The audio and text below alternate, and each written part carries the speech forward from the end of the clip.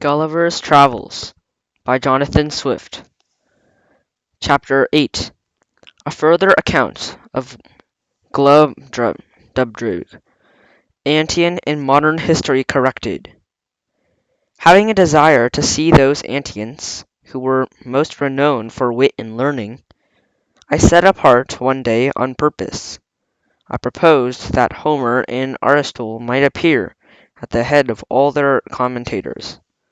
But these were so numerous that some hundreds were forced to attend in the court and outward rooms of the palace.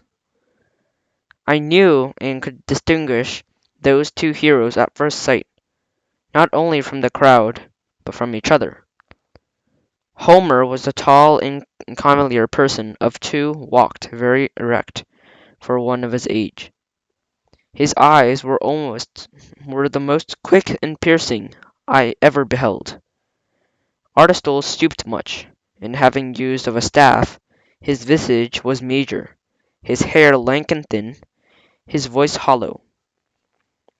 I soon discovered that both of them were perfect strangers to rest for the company.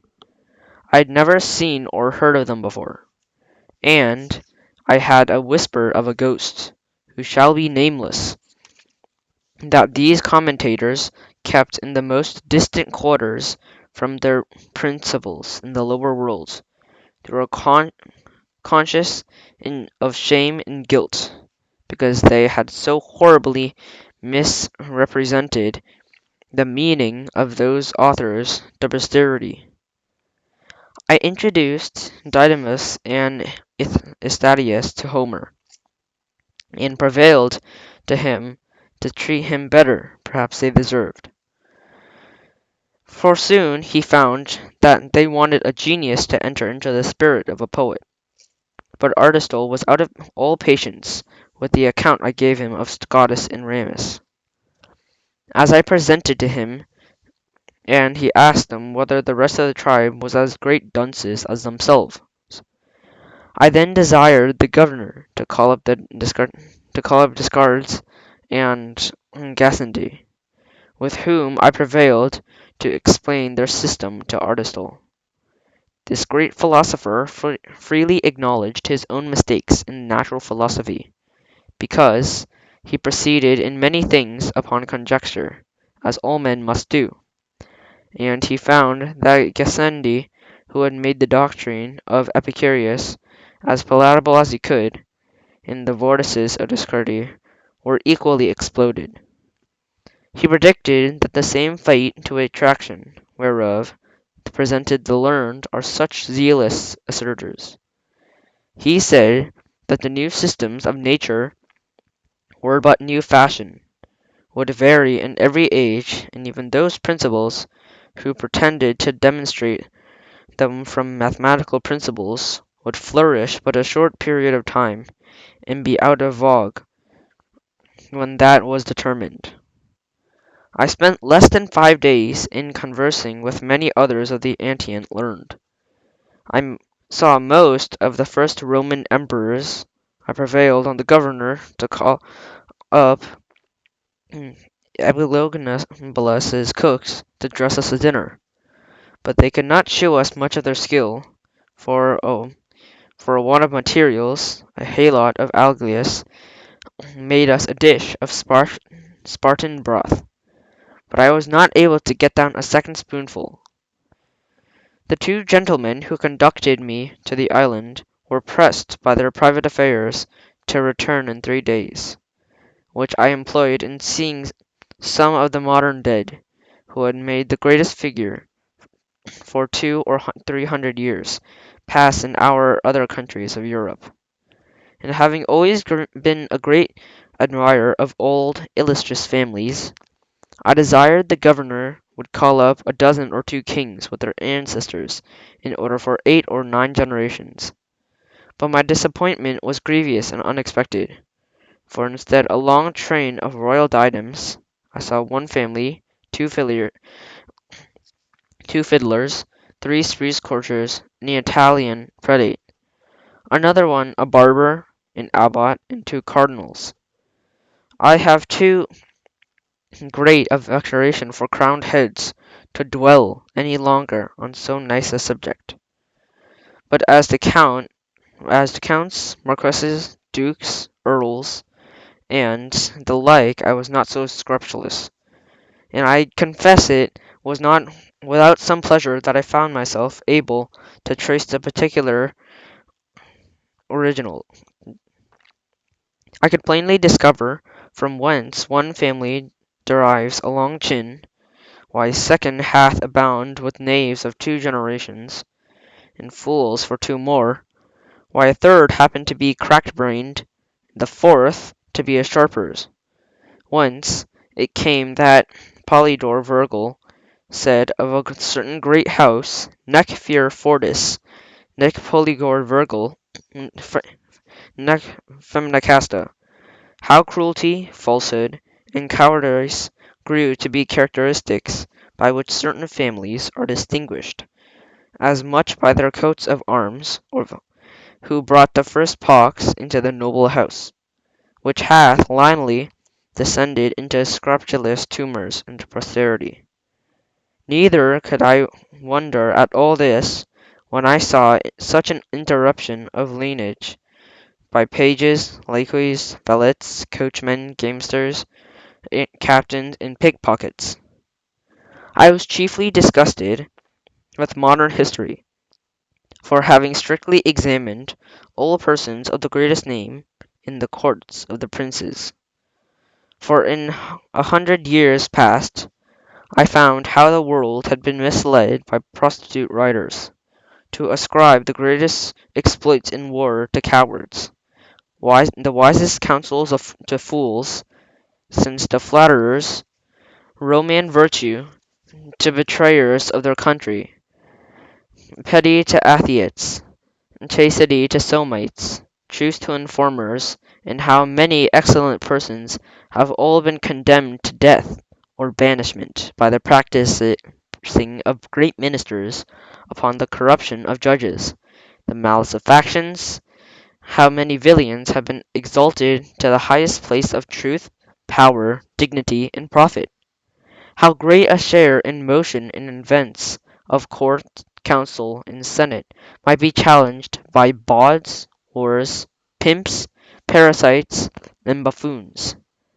How low an opinion I had of human wisdom and integrity. I was truly When I was truly informed of the springs and motives of the great enterprises of the world, of the contemptible accidents to which they owed their success. Here I discovered a roguery and ignorance of those who pretended to write anecdotes, or secret history to send so many kings to their graves with a cup of poison. Will repeat the discourse between a prince or a chief minister, where no witness was by, unlocking the thought in cabinet of the ambassadors and secretaries of state, and have the perpetual misfortune to be mistaken. And here I discover the secret cause of many great events that have surprised the world.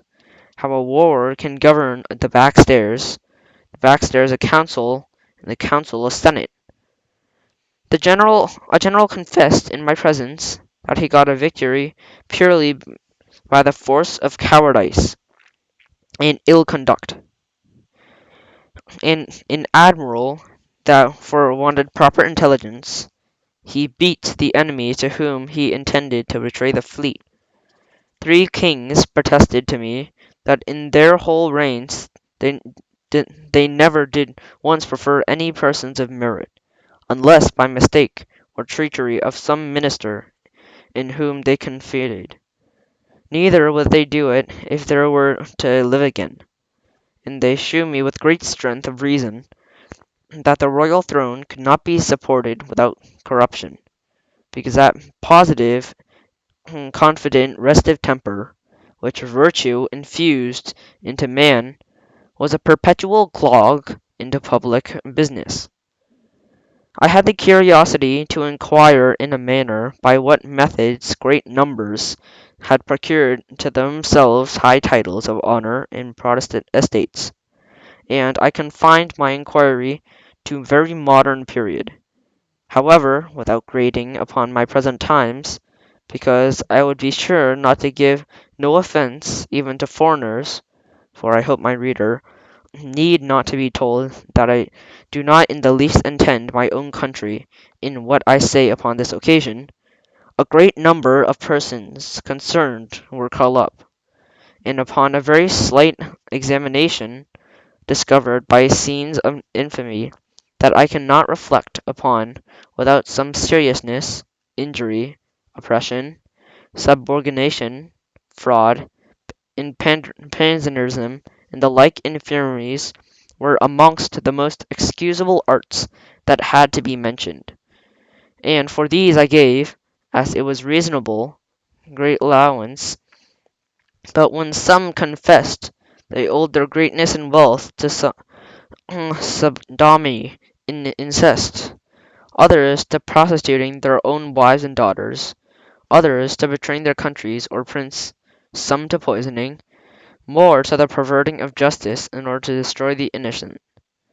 I hope I may be pardoned if these discoveries inclined me a little to abate that the profound veneration which I am naturally apt to pay in the person of high rank, who ought to be treated with the utmost respect due to their sublime dignity. By us, their inferiors, I have often read with great service done to princes and states, and desired to see the persons by which whom service were performed, to be found on no record, except a few of them whom history hath represented as the vilest rogues and traitors. As to the rest, I never once heard of them, as they all appeared with dejected looks, and the meanest habit, most of them telling me they died in poverty or disgrace, and the rest on a scaffold or a gibbet. Among the rest there was a person whose case appeared to be little singular. He had a youth, about 18 years old, standing by his side. He told me he had for many years been commander of a ship in the sea of an Actium, and had the good fortune to break through enemies' great lines of battle, sink three of the capital ships, and take a fourth, which was the sole cause of Antony's flight. And of the victory that ensued, the youth standing by him, his only son, was killed in action. He added that upon the confidence of some merit, this war being at an end, he went to Rome, and solicited at the court of August to be preferred to a greater ship, whose commander had been killed. But, without regard to any of his pretensions, it was given to a youth who had never been at sea, the son of Libertinia, who waited on one of the emperor's mistresses. Returning back to his own vessel, he was charged with neglect of duty, and the ship given to a favourite page of Publicola, the vice-admiral, whereupon he retired to a poor farm, at a great distance from Rome, and there ended his life. I was so curious to know the truth of the story, that I desired Agrippa might be called, who was the admiral in that fight.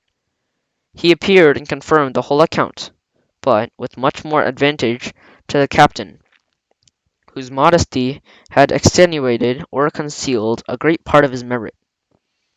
I was surprised to find corruption grown so high and so quick in that empire by the force of luxury so lately introduced, which made me less wonder at many parallel cases in the country, where vices of all kinds have reigned so much longer, and where the whole praise as well as pillage hath been engrossed by the chief commander, who perhaps had the least title to either.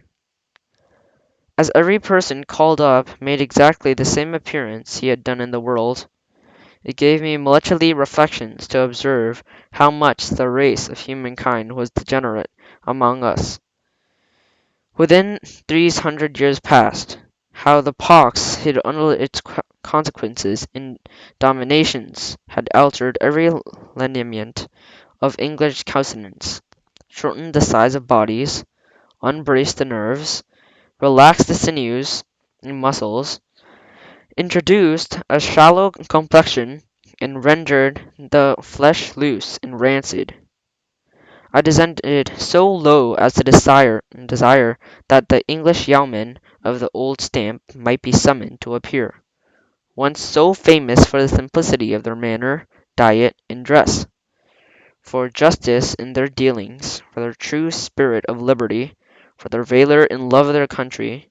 Neither could I be wholly unmoved by the comparing the living with the dead, when I considered how these pure native virtues were prostituted for a piece of money by their grandchildren, who, in selling their votes and managing at elections, have acquired every vice and corruption that can possibly be learned in a court.